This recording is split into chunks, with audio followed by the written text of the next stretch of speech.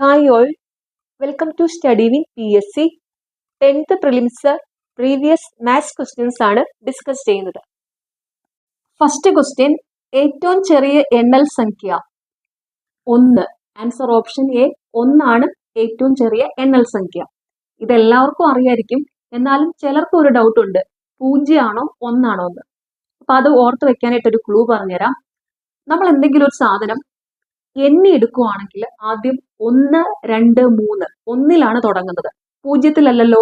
അപ്പൊ എണ്ണൽ സംഖ്യയിൽ ഏറ്റവും ചെറുതെന്ന് പറഞ്ഞാൽ 1 ആയിരിക്കും. ഓക്കെ. അടുത്ത ക്വസ്റ്റ്യൻ, 20-നും 30-നും ഇടയിലുള്ള അഭാജ്യ സംഖ്യകളുടെ എണ്ണം 2. ആൻസർ ഓപ്ഷൻ ഡി 2 ആണ്. 20-നും 30-നും ഇടയിലുള്ള അഭാജ്യ സംഖ്യകളാണ് 23-ഉം 29-ഉം. അഭാജ്യസംഖ്യകൾ എന്ന് വെച്ചാൽ ആ സംഖ്യയുടെ ഘടകങ്ങൾ 1-ഉം ആ സംഖ്യയും മാത്രമായിരിക്കും. ഓക്കെ. അടുത്ത ക്വസ്റ്റ്യൻ, ചുവടെ തന്നിരിക്കുന്ന പ്രസ്താവനകളിൽ ശരിയായത് ഏത്? ഓപ്ഷൻ സി ആണ് ശരിയായ പ്രസ്താവന. 2 സംഖ്യകളുടെ ലസാഗു, ഉസാഖ എന്നിവ തമ്മിൽ ഗുണിക്കുന്നത് സംഖ്യകളുടെ ഗുണനഫലം ആയിരിക്കും. അപ്പൊ ഇവിടുത്തെ ആൻസർ ഓപ്ഷൻ സി ആണ്. അടുത്ത ക്വസ്റ്റ്യൻ, 10-ൽ 3-ന്റെ 9-ൽ 5 ഭാഗം. സൊല്യൂഷൻ, 10-ൽ 3-ന്റെ 9-ൽ 5 ഭാഗം കണ്ടുപിടിക്കാനായിട്ട് 10-ൽ 3-നെ 9-ൽ 5 കൊണ്ട് ഗുണിച്ചാൽ മതി. അപ്പൊ ഇത് 5 2 10, 3 3 9, 2 3 6. അപ്പൊ 1/6 ആണ് ആൻസർ ഓപ്ഷൻ ബി. അടുത്ത ക്വസ്റ്റ്യൻ, ഒരാളുടെ 8 ദിവസത്തെ ആകെ വരുമാനം 1840 രൂപ. അയാളുടെ ഒരു ദിവസത്തെ ശരാശരി വരുമാനം എത്രയാണ്? സൊല്യൂഷൻ, ശരാശരി കണ്ടുപിടിക്കാനുള്ള ഫോർമുലയാണ് ശരാശരി average is equal to total divided by number. അപ്പൊ ഇവിടെ ടോട്ടൽ ആകെ വരുമാനം 1840 രൂപ, നമ്പർ 8 ദിവസം 8, average is equal to value substitute ചെയ്യുക, 1840 ഡിവൈഡഡ് ബൈ 8, 230 ആണ് ആവറേജ്. Answer option C. അടുത്ത question, A square minus B square is equal to എന്ത്? Solution, A square minus B square A plus B into A minus B. Answer option A.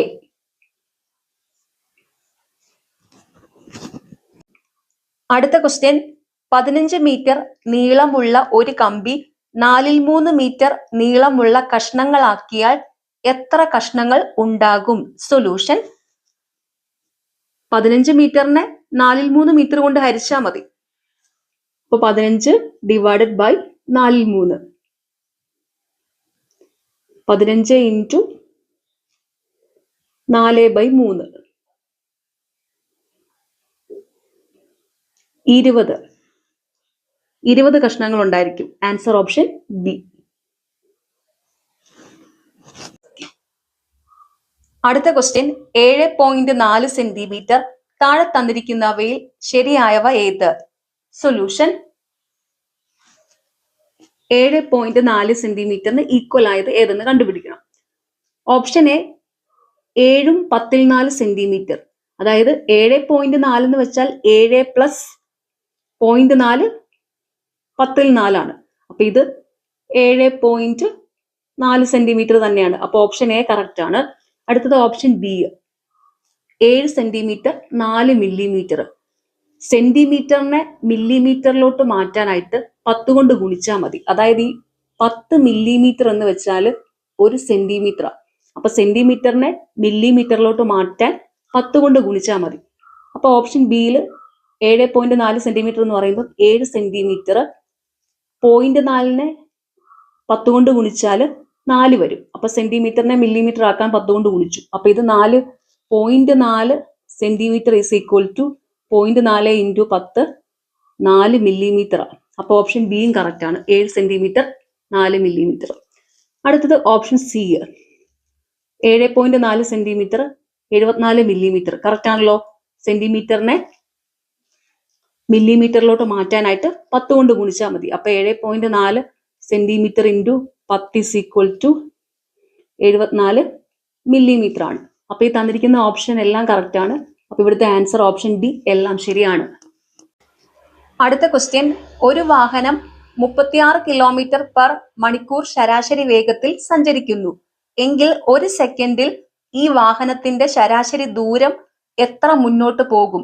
Solution, ഇവിടെ speed 36 kilometre per hour. ഒരു സെക്കൻഡിൽ ഈ വാഹനത്തിന്റെ ശരാശരി ദൂരം എത്ര എന്നാണ് കണ്ടുപിടിക്കേണ്ടത്.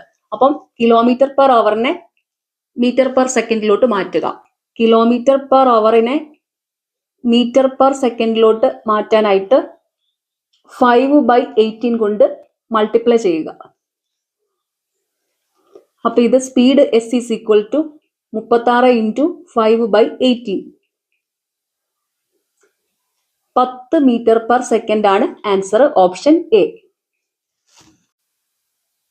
അടുത്ത ക്വസ്റ്റ്യൻ, ഒരു സൈക്കിൾ 7200 രൂപയ്ക്ക് വിറ്റപ്പോൾ 10% നഷ്ടം ഉണ്ടായി. ഈ സൈക്കിളിന് കച്ചവടക്കാരൻ ആദ്യം 8000 രൂപ ചെലവാക്കി എങ്കിൽ ചെലവാക്കിയതിന്റെ എത്ര ശതമാനമാണ് വിറ്റ വില? സൊല്യൂഷൻ, ഇവിടെ സൈക്കിളിന്റെ എക്സ്പെൻസ്, സൈക്കിളിന് വേണ്ടി ചെലവാക്കിയ തുക 8000 ആണ്. സൈക്കിളിന്റെ വിറ്റ വില 7200, ലോസ് 10%. എങ്കിൽ ചെലവാക്കിയതിന്റെ എത്ര ശതമാനമാണ് വിറ്റ വില? അപ്പൊ എക്സ്പെൻസിന്റെ എത്ര ശതമാനമാണ് വിറ്റ വിലയെന്ന് നോക്കിയാൽ മതി. അതായത് എക്സ്പെൻസ് 8000 ആണ്, 8000ത്തിന്റെ എത്ര ശതമാനം? അപ്പൊ അതിനെ എക്സ് ആയിട്ട് എടുക്കാം. 8000ത്തിന്റെ 100 എക്സ് ഈസ് ഈക്വൽ ടു 7200.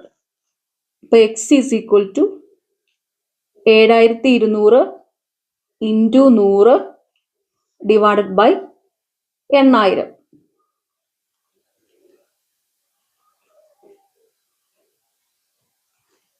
തൊണ്ണൂറ് ശതമാനമാണ് ചെലവാക്കിയതിൻ്റെത് വിറ്റ വില. അപ്പൊ ആൻസർ ഓപ്ഷൻ സി. പിന്നെ ഇത് ഒറ്റ നോട്ടത്തിൽ തന്നെ കണ്ടുപിടിക്കാം. കാരണം 8000 രൂപ ചെലവാക്കി 10% നഷ്ടത്തിനാണ് വിറ്റത്. അപ്പൊ ഈ 10% കഴിഞ്ഞ് ബാക്കി 90% ആയിരിക്കും 7200 രൂപയായ വിറ്റ വില. അടുത്ത ക്വസ്റ്റ്യൻ, AXBUCR സൊല്യൂഷൻ. ഈ സീരീസ് എങ്ങനെ വന്നിരിക്കുന്നത് നോക്കാം. ABC ഒന്ന് വീതം കൂട്ടിയാണ് ഫസ്റ്റ് പോയിരിക്കുന്നത്. അപ്പൊ ഇവിടെ ABC കഴിഞ്ഞാൽ അടുത്തത് D ആയിരിക്കും. അടുത്തത് സെക്കൻഡ് ടൈം വന്നിരിക്കുന്നത് XUVWX. അപ്പൊ XU ആയിരിക്കണമെങ്കിൽ 3 കുറച്ചിട്ടുണ്ട്. അടുത്തത് URI 6 STU. അപ്പൊ UR ആവണമെങ്കിൽ വീണ്ടും 3 കുറച്ചു. അപ്പൊ ഇവിടെ വന്നിട്ടുള്ളത് സെക്കൻഡ് ടൈം വന്നിരിക്കുന്നത് 3 കുറച്ചാണ്. അപ്പൊ 6ൽ നിന്ന് 3 കുറയ്ക്കണം. അപ്പൊ 6ൽ നിന്ന് 3 പോയാൽ O ആയിരിക്കും വരുന്നത്. O കഴിഞ്ഞ് PQR വരും. അപ്പൊ ഇവിടെ DO ആണ് ആൻസർ ഓപ്ഷൻ എ. അടുത്ത ക്വസ്റ്റ്യൻ, 0 1 2 3 4 5 6 7 8 9 എന്നീ അക്കങ്ങളെ ABCDEFG HIJ എന്നീ അക്ഷരങ്ങൾ ഉപയോഗിച്ച് കോഡ് ചെയ്തിരിക്കുന്നു എങ്കിൽ H+F+C+E ഡിവൈഡഡ് ബൈ J-D എത്രയാണ്? സൊല്യൂഷൻ, ഈ നമ്പേഴ്സ് വെച്ചിട്ട് ഈ ലെറ്റേഴ്സിനെ കോഡ് ചെയ്തിരിക്കുവാണ്. അപ്പൊ ഈ നമ്പേഴ്സ് റെപ്രസെന്റ് ചെയ്യുന്നത് ഈ ലെറ്റേഴ്സിനെയാണ്. അപ്പൊ ഇവിടെ ഇത് സോൾവ് ചെയ്യാനായിട്ട് ഈ ലെറ്റേഴ്സിന് കറസ്പോണ്ടിങ് ആയിട്ടുള്ള നമ്പേഴ്സ് കൊടുത്താൽ മതി. അപ്പൊ ഇവിടെ H 7 ആണ്. 7 പ്ലസ് F 5 ആണ്. 7 plus 5 plus C 2 plus E 4 divided by J 9 minus D 3. അപ്പൊ ഇത് 7 plus 5 12 plus 2 plus 4 6 divided by 9 minus 3 6. 12 6 18 by 6 is equal to 3 answer option A. അടുത്ത ക്വസ്റ്റ്യൻ, മനു തന്റെ വീട്ടിൽ നിന്ന് ആദ്യം വടക്കോട്ട് 8 മീറ്ററും പിന്നീട് കിഴക്കോട്ട് 6 മീറ്ററും നടന്നാൽ തന്നിരിക്കുന്ന പ്രസ്താവനകളിൽ നിന്നും ശരിയായവ കണ്ടെത്തുക. സൊല്യൂഷൻ. ഇതൊരു ഡയറക്ഷൻ പ്രോബ്ലം ആണ്. അപ്പൊ ആദ്യം ഡയറക്ഷൻ എന്താണെന്നൊന്ന് മനസ്സിലാക്കാം. മുകളിൽ നോർത്ത്, താഴെ സൗത്ത്, ലെഫ്റ്റ് സൈഡിൽ വെസ്റ്റ്, റൈറ്റ് സൈഡിൽ ഈസ്റ്റ്. ഇതാണ് ഡയറക്ഷന്റെ ഫിഗർ. മുകളിൽ നോർത്ത്, താഴെ സൗത്ത് ഇതെല്ലാവർക്കും അറിയാവുന്ന കാര്യമാണ്. വെസ്റ്റും ഈസ്റ്റും കാണുമ്പോൾ ഒരു കൺഫ്യൂഷൻ വരും. അപ്പൊ അതിനായിട്ടൊരു ക്ലൂ പറഞ്ഞുതരാം. വെസ്റ്റ് വരുന്നത് ലെഫ്റ്റ് സൈഡിലാണ്. വെസ്റ്റും ലെഫ്റ്റും പറയുമ്പോൾ ഒരു സിമിലാരിറ്റി ഉണ്ട്, അത് വെച്ച് ഓർത്താൽ മതി. West left, west left. അപ്പം വെസ്റ്റ് ലെഫ്റ്റ് സൈഡിലാണ്, ഈസ്റ്റ് വരുന്നത് റൈറ്റ് സൈഡിലായിരിക്കും. നോർത്തിനും ഈസ്റ്റിനും ഇടയിൽ വരുന്ന ഡയറക്ഷൻ നോർത്ത് ഈസ്റ്റ്, സൗത്തിനും ഈസ്റ്റിനും ഇടയിലുള്ള ഡയറക്ഷൻ സൗത്ത് ഈസ്റ്റ്, സൗത്തിനും വെസ്റ്റിനും ഇടയിലുള്ള ഡയറക്ഷൻ സൗത്ത് വെസ്റ്റ്, നോർത്തിനും വെസ്റ്റിനും ഇടയിലുള്ള ഡയറക്ഷൻ നോർത്ത് വെസ്റ്റ്. ഓക്കെ, അപ്പൊ ഇനി പ്രോബ്ലത്തിലേക്ക് വരാം. മനു തന്റെ വീട്ടിൽ നിന്നും ആദ്യം വടക്കോട്ട് 8 മീറ്റർ, അപ്പൊ ഇത് വീടായിട്ട് എടുത്താൽ വടക്കോട്ട് 8 മീറ്റർ പോയി നോർത്തിലേക്ക്. പിന്നീട് കിഴക്കോട്ട് 6 മീറ്റർ നടന്നാൽ, പിന്നീട് കിഴക്കെന്ന് പറയുമ്പോൾ ഈസ്റ്റ്, ഇങ്ങോട്ട് 6 മീറ്ററും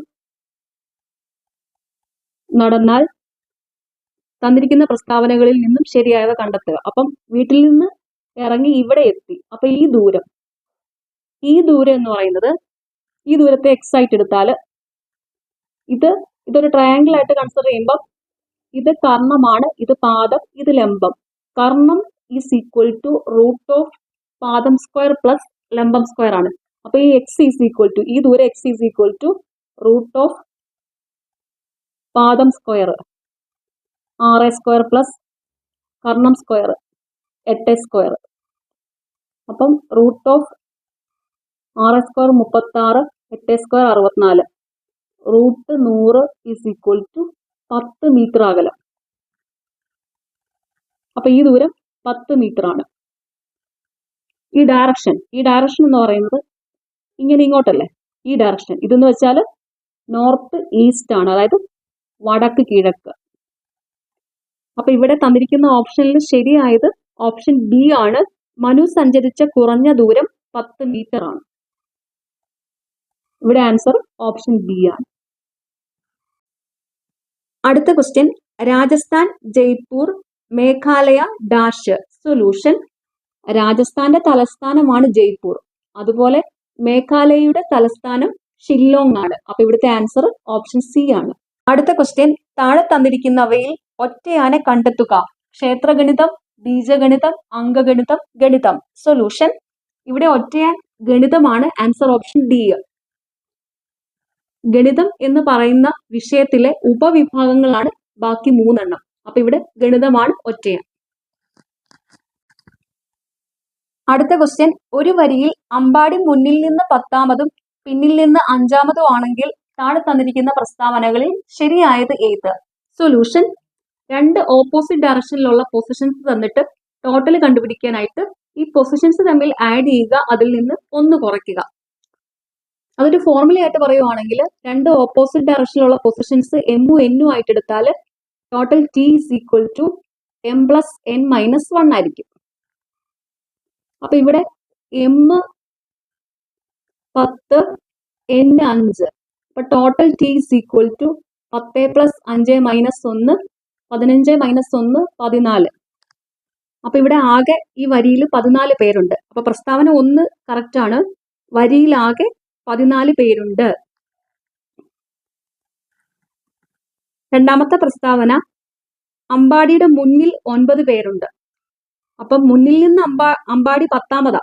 അപ്പം അമ്പാടിയുടെ മുന്നിൽ 9 പേരുണ്ടായിരിക്കും. അപ്പോൾ രണ്ടാമത്തെ പ്രസ്താവന ശരിയാണ്. മൂന്നാമത്തെ പ്രസ്താവന, അമ്പാടിയുടെ പിന്നിൽ 4 പേരുണ്ട്.